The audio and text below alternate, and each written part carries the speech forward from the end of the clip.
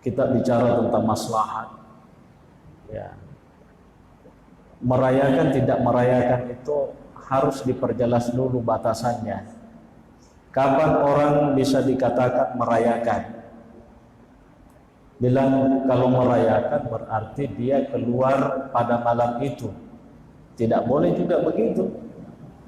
Maka nih bangsa ya, oni tahun baru di sana masuk ke tapi loka kak macerama. Malam ni woni napaka lisu tahun baru kak sana. Tidak. Tidak kan? Kayak loka macerama ya. Jadi pengertian merayakan tahun baru itu apa coba? Harus diperjelas dulu. Ya, harus diperjelas. Yang dimaksud merayakan itu apa?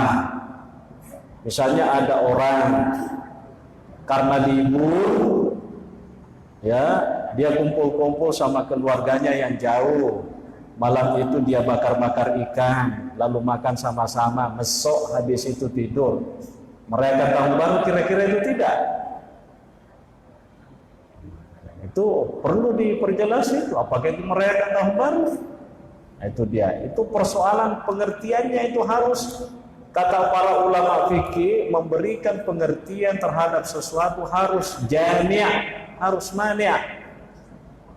Ya, pengertiannya betul-betul kena pas gitu.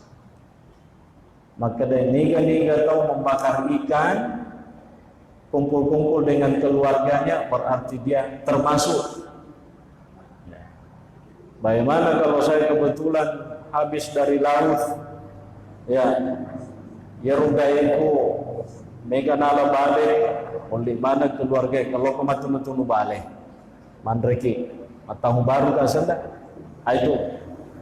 Jadi al-hukmu bisyai'i far'un an tasawwurihi, kata ulama fikih. Menghukumi sesuatu itu harus jelas dulu pengertiannya itu apa, baru bisa dikasih hukum. Ya, aku mak garambang nih bawa mak demakku kapang, tidak boleh, harus jelas.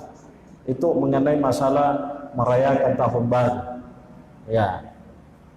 Tapi kalau seandainya misalnya menasatong ini nasi di sini itu maka merayakan ini, maka dulu kamala masongko napa meniup trompet. Kalau memang itu bagian betul dari itu tidak boleh tidak, berarti itu merayakan. Dan menurut saya apa maslahatnya kita pergi begitu? Ya kan? Apa maslahatnya? Ya. Apa maslahatnya? Jadi min husni islamil mar'i tarkuhu ma la ya'ni. Ya, salah satu tanda-tanda kebaikan Islam seseorang adalah meninggalkan yang tidak penting. Ya. Jadi saya hanya bisa mengomentari sampai di situ.